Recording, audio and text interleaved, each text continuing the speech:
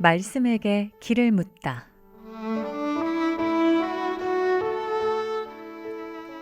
인생의 모든 문제, 하나님 말씀에 답이 있습니다. 성경 말씀 속에서 인생의 길을 찾는 시간. 목요일 오늘은 북구 풍양동에 위치한 광주 동부교회 박태준 목사님께서 말씀 전해주십니다.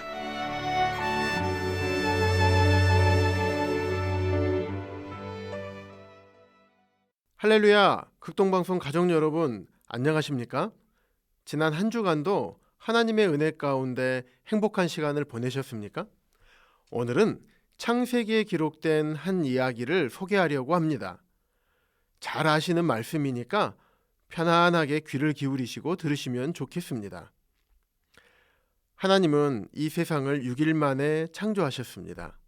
창조의 6째 날에 흙으로 사람을 지으시고 그 코에 생명의 기운을 불어넣으셔서 살아 움직이는 존재인 첫사람 아담을 창조하셨습니다.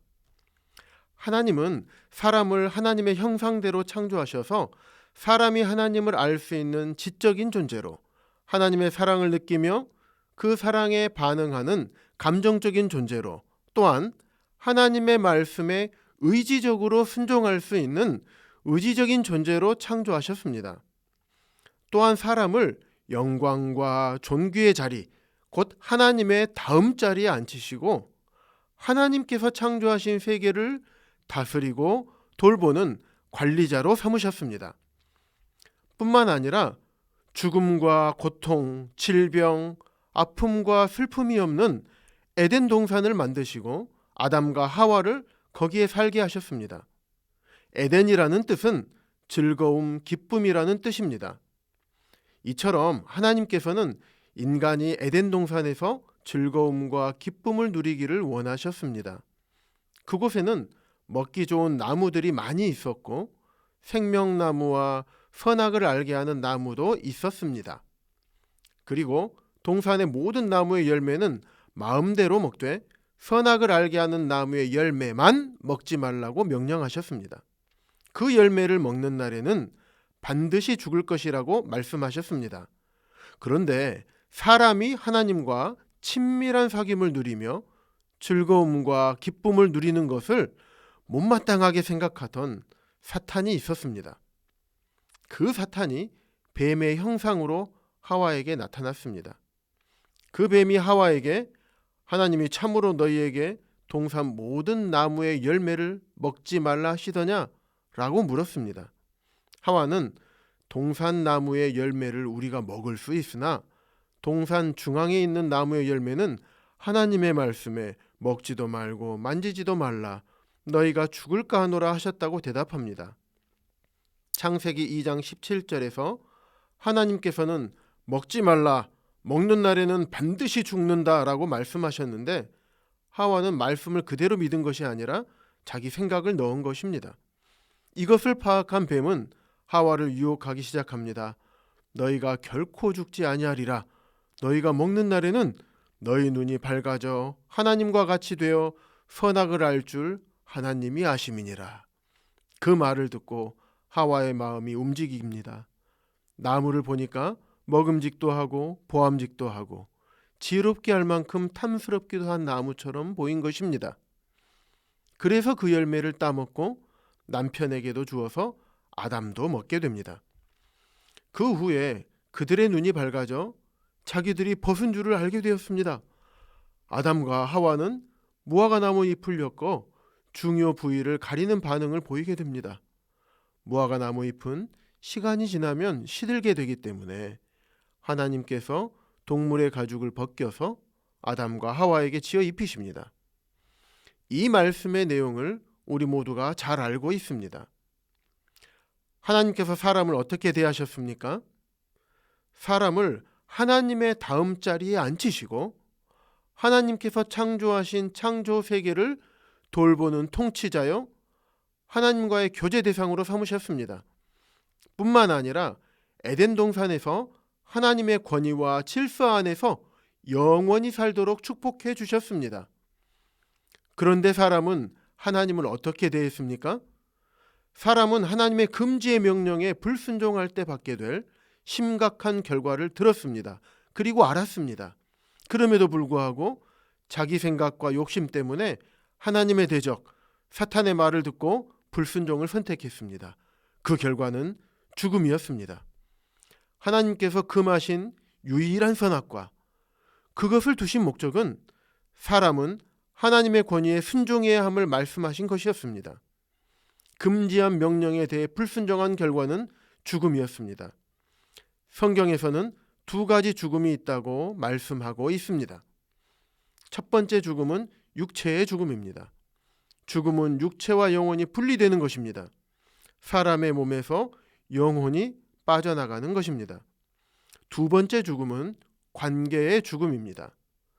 요한계시록에서는 몸에서 빠져나간 영혼이 심판을 받고 영원히 하나님과 분리된 세계, 즉 형벌받는 지옥에 떨어지는 것을 둘째 사망이라고 말씀하고 있습니다.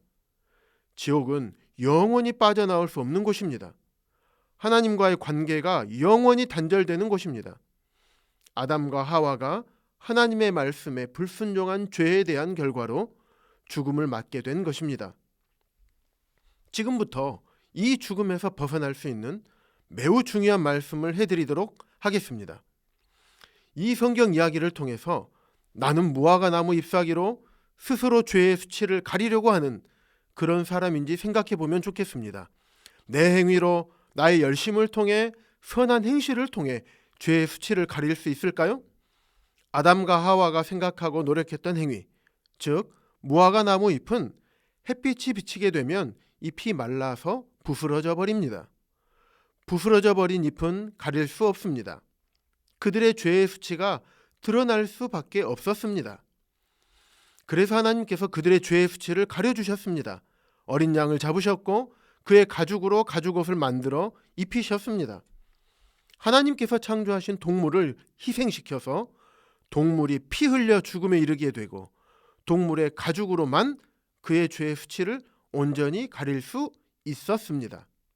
우리의 죄의 수치를 가리는, 우리의 죄를 덮는, 우리의 죄를 깨끗하게 씻는 유일한 방법은 하나님께서 우리에게 주시는 방법뿐입니다. 동물이 피 흘려 희생됨으로 그의 가죽으로 죄의 수치를 가렸듯이 피 흘림이 있어야 죄 사함이 있다고 히브리서 9장 22절에서 말씀하고 있습니다. 당신의 죄를 온전하게 가려주시기 위해서 피 흘리신 분이 누구십니까? 하나님의 아들이시며 하나님이 보내신 그리스도이신 죄 없으신 예수님이 십자가를 자원하시고 십자가에 못 박히셨습니다.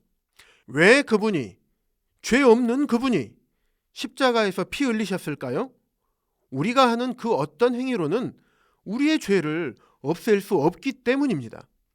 죄를 덮기 위해서 하는 우리의 모든 행위는 아담과 하와가 무화과 나무 잎을 만들어 입은 것과 같이 우리의 죄를 온전하게 덮을 수 없습니다. 오직 예수 그리스도의 피 흘리심만이 당신의 죄를 덮을 수 있습니다. 예수님이 흘리신 그 피로서만 당신의 죄가 제거될 수 있습니다. 예수님께서 흘리신 그 피로서만 당신의 죄가 깨끗하게 씻어질 수 있습니다.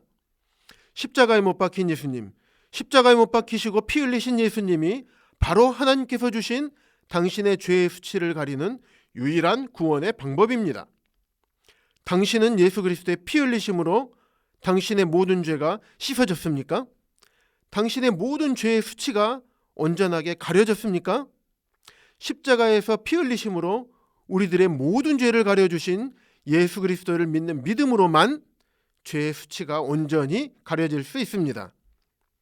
하나님께서는 하나님을 피해 숨어있던 범죄한 아담에게 아담아, 내가 어디 있느냐? 라고 찾으셨습니다.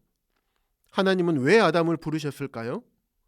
죄로 인해서 그들을 벌하시지만 하나님은 여전히 그들을 사랑하셨기 때문입니다. 베드로후서 3장 9절에서 오직 주께서는 너희를 대하여 오래 참으사 아무도 멸망하지 아니하고 다 회개하게 이르기를 원하시느니라고 말씀하고 있습니다. 하나님은 이 시간에도 아담을 부르시던 그 음성으로 하나님을 떠나 범죄한 사람들을 부르시며 회개하고 하나님께로 돌아오기를 기다리고 계십니다.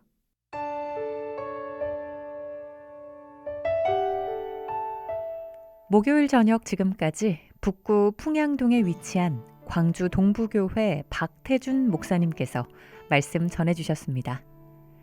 방송 듣고 신앙생활에 도움받기 원하시는 분은 010-4120-8007번, 010-4120-8007번 광주 동부교회로 연락주시거나 062-373-1000번 광주 극동방송으로 전화주시기 바랍니다.